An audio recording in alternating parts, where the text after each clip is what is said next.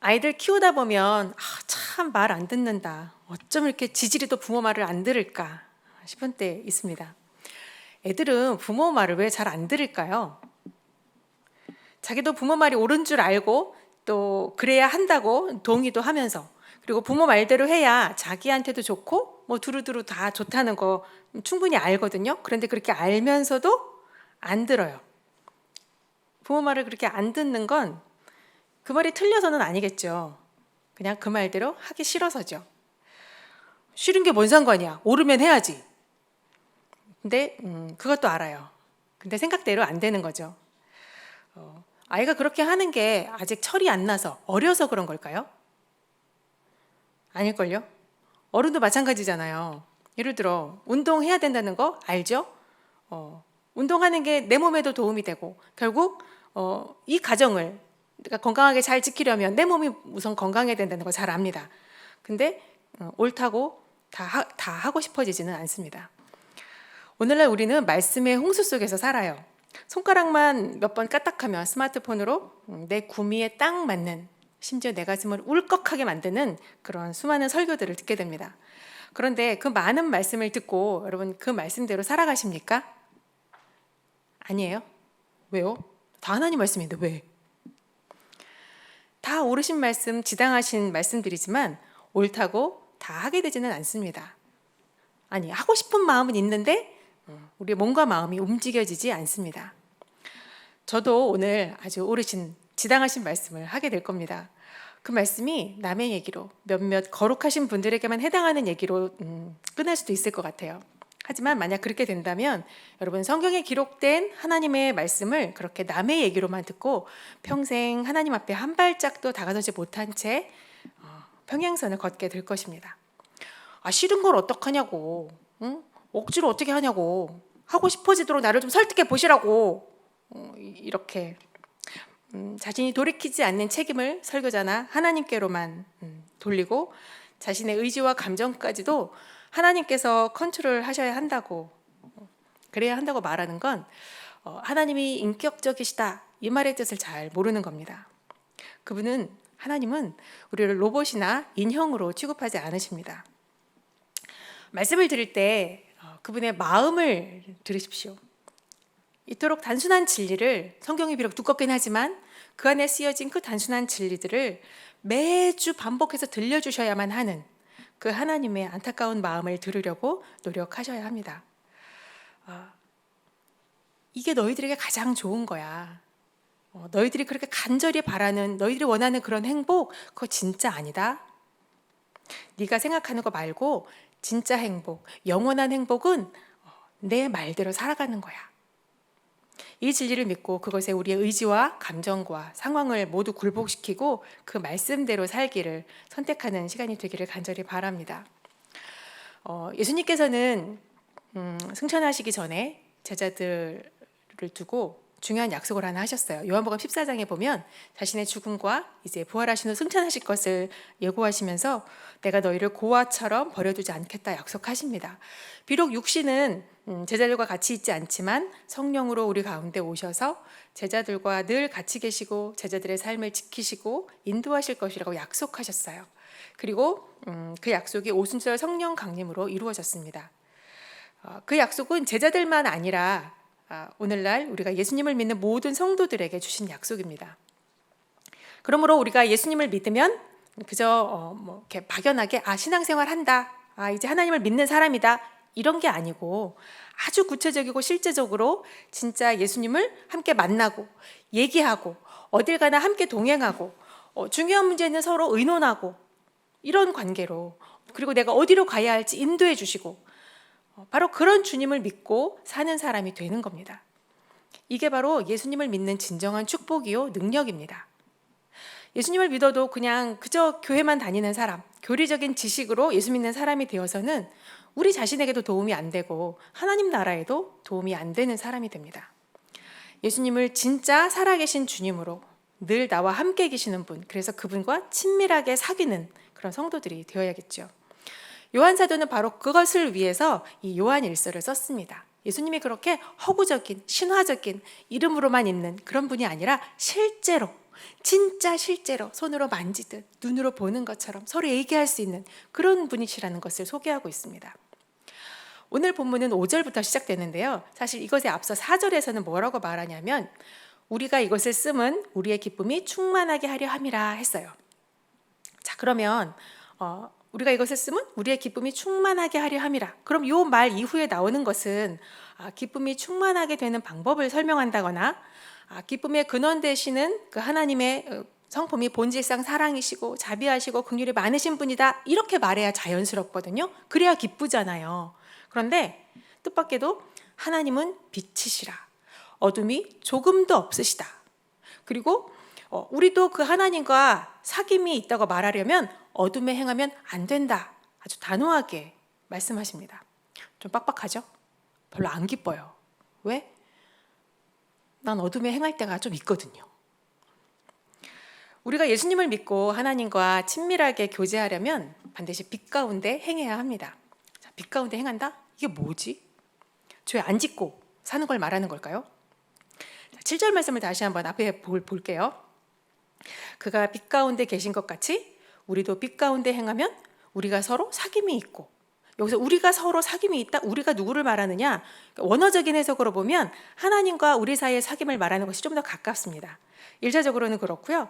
2차적으로는 그렇게 하나님과 사귐의 관계를 맺고 사는 성도들 간의 사귐을 뜻하기도 합니다. 어쨌든 우리가 빛 가운데 행해야 한다라는 건데, 그럼 빛 가운데 행한다는 건 어떻게 살라는 건가? 이게 전혀 죄를 안 짓고 사는 것이라면, 그걸 말하는 거라면 뒷부분에 예수님의 피가 깨끗하게 해주실 죄가 있나요? 없잖아요. 그러니까 이 7절 말씀을 보면 빛 가운데 행하라는 말씀은 죄를 안 짓고 살라는 말이 아니라는 걸 알 수 있습니다.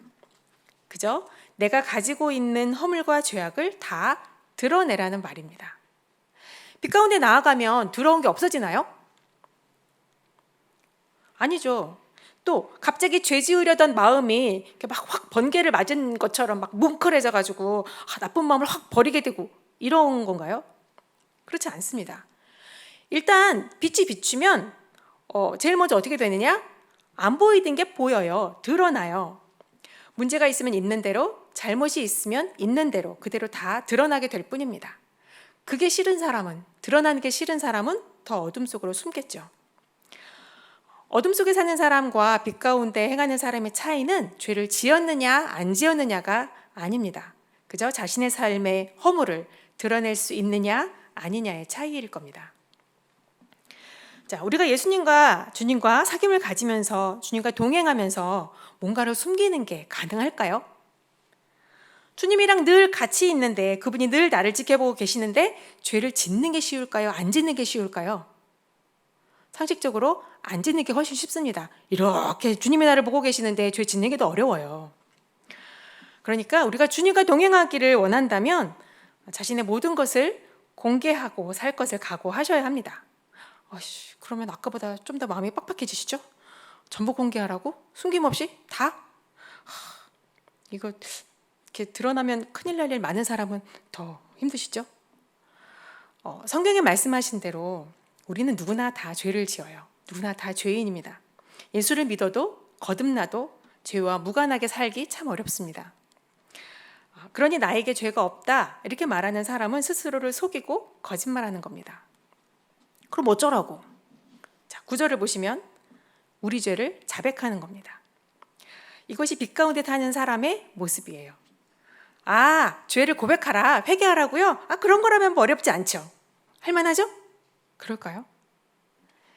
자, 먼저 빛 가운데 행하는 것은 숨기는 것 없이 자신의 삶을 드러내는 것이라고 했어요. 자, 그런데 안타깝게도 우리는 숨기는 게 훨씬 더 익숙합니다.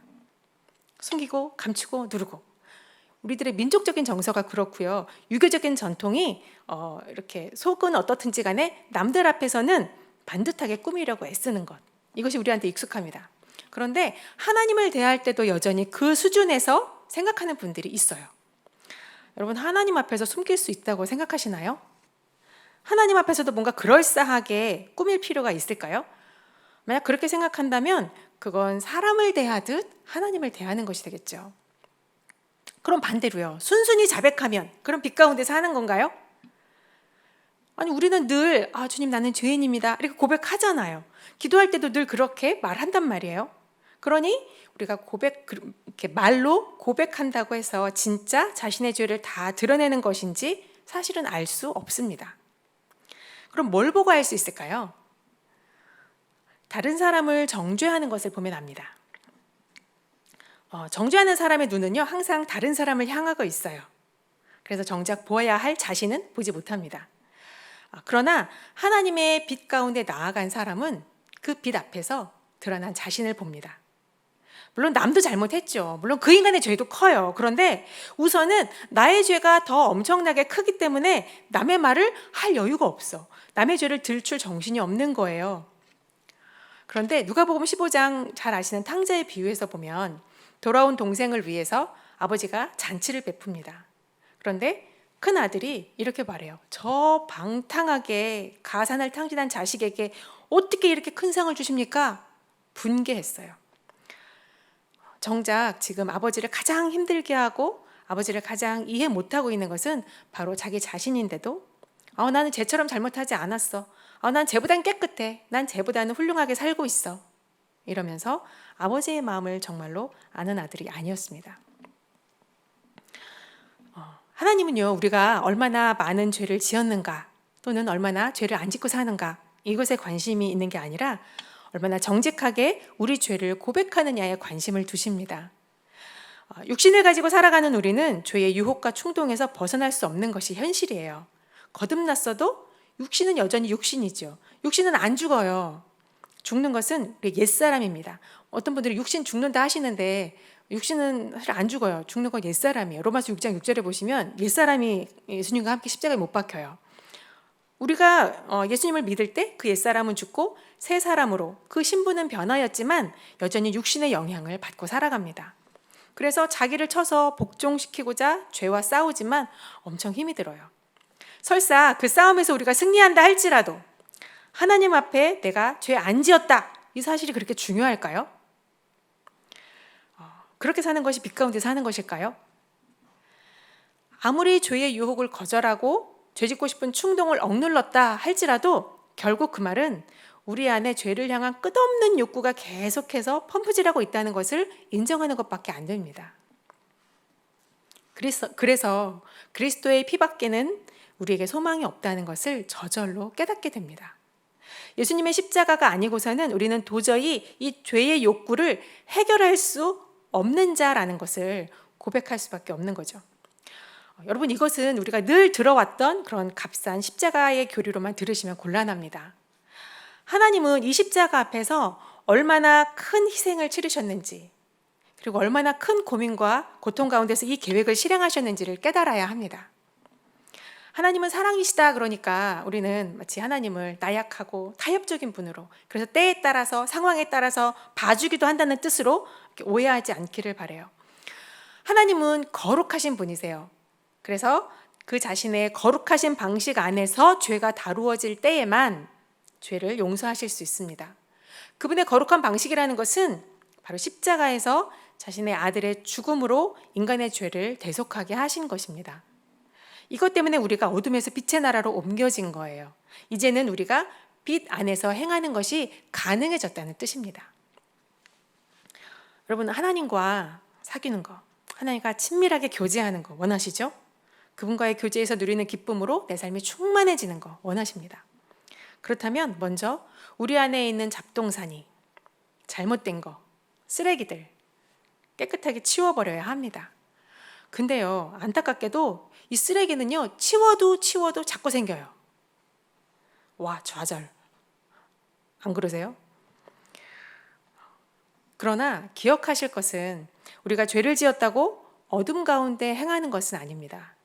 저는 지금 예수님을 모르는 사람들한테 말하는 게 아니에요. 요한사도는 지금 이거를 예수님을 믿고 따르는 교회에 말하고 있는 겁니다. 죄를 지었다고 심지어 반복적으로 죄를 짓는다고 해도 그것이 곧 어둠에서 행한다, 어둠에 행한다라는 것은 아닙니다. 비록 죄를 지어도 우리는 여전히 하나님께 속해 있다는 걸 기억하셔야 합니다. 예수 그리스도의 피 흘리심이 우리를 빛 안에서 하나님 나라 안에 머물 수 있도록 해주신다는 겁니다. 우리가 죄를 인식하고 고백하는 것이 바로 빛 가운데 행하는 것 중에 하나라는 겁니다. 속지 말아야 돼요. 간신히 눈물 콧물 뽑아가면서 떼굴떼굴 굴러가며 주여 삼창도 해가며 간신히 죄를 고백하고 그 문제를 해결했는데 다 해결됐다고 생각했는데 또 죄를 짓네. 그럼 난 영원히 주님과 이제 사귈 수 없는 건가? 빛 가운데도 주님과 동행하기를 소원하면서도 여전히 죄 짓고 이러고 사는 나는 뭐지? 사탄은 때를 놓치지 않고 다가와 말합니다. 야, 너 그리스도인 아니야. 너는 하나님과 동행할 자격이 없어. 네가 저질러 놓은 쓰레기들을 좀 봐봐. 낭망하게 만들죠. 하지만 여기에 참으로 귀한 대답이 있습니다. 그 아들 예수의 피가 우리를 모든 죄에서 깨끗하게 하신다. 이 말씀이에요. 그리스도의 보혈은 계속적으로 모든 죄악에서 우리를 씻어주신다는 말씀이에요. 그래서 그분은 미쁘세요. 그래서 그분은 의로우시다 하시는 겁니다. 그리스도의 피 가운데 하나님이 우리를 용서해 주셨고 지금도 용서해 주시며 앞으로도 용서해 주실 것을 우리는 압니다. 싸구려 용서가 아니에요. 어차피 용서해 주실 거니까 그럼 뭐 계속 앞으로 조금 죄 지어도 된다? 아니요. 하나님과 사귄다 하면서 그런 행동을 한다는 건 거짓말하는 거다. 네가 지금 하나님과 사귐이 없는 것을 드러낼 뿐이다 말씀합니다. 오히려 우리가 빛 가운데 행하면 우리는 하나님과 사귀게 되고 그분과 사귀면 이전에 즐거웠던 죄가 이젠 불편해요. 남 속여먹고 내 이익을 취하려고 거짓말하는 게 옛날에는 내가 너무 똑똑한 것 같았어. 신났어. 그런데 이제는 그게 계속 마음에 찜찜하게 남아요. 죄가 싫어져요. 그리고 설사 혹시 죄를 짓더라도 언제나 미쁘신 하나님 앞에 자백할 수 있습니다. 그분 앞에서는 자백해도 안전하거든요. 우리 디모데후서 2장 13절 말씀을 같이 함께 읽어볼까요?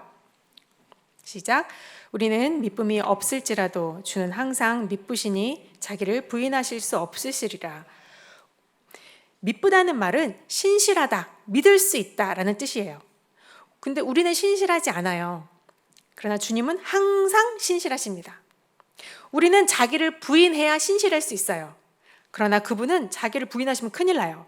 존재 자체가 신실하신 분이기 때문에 자기를 부인하실 수 없기 때문에 그래서 그분은 신실하신 분입니다. 우리는 그 하나님을 신뢰하고 그분의 언약을 붙들고 살아가는 것입니다. 우리들의 신앙생활에는 맨날 봄날만 있지는 않습니다. 말씀은 이러하지만 말씀에는 이렇게 약속하셨지만 그러나 하나님의 약속과 내가 경험하는 현실과의 괴리가 너무 커서 이게 너무 크면 영적으로 무기력해져요. 그리고 내가 실제로 나의 삶에 어떤 영적인 진보가 나타나지 않을 때 우리는 무기력증과 우울감에 빠지게 됩니다. 또 아무리 애를 써도 또다시 실패하게 될 때 무기력에 빠지죠. 낙담하죠. 그래서 능력 없는 그리스도인으로 살면서 그리고 이걸 운명처럼 받아들이는 거예요. 다 그렇지 뭐 안 그런 사람 있나 이러면서 이런 마음으로 우리가 일관하게 될 때 우리가 우선적으로 해야 할 것이 있습니다. 심리학자들이 추천하기로는요, 마음은 심리적인 영역이지만 건강한 마음을 위해서는 결국 물리적인 운동이 필요하다고 말합니다. 그래서 우울감이 들 때, 이런 무기력감에 빠지는 사람들이 있을 때는 재빨리 몸을 움직이라고 권고합니다. 설거지 같은 게 제일 좋은 방법이래요. 왜냐하면 결과가 빨리 보이거든요. 약간의 몸의 움직임으로 구체적인 결과를 만들어내는 이런 운동들이 에너지를 상승시키는 효과를 가져오기 때문이래요. 영적 무기력에서 빠져나오는 방법도 비슷합니다. 정말 아주 작은 것부터 실천하는 거예요.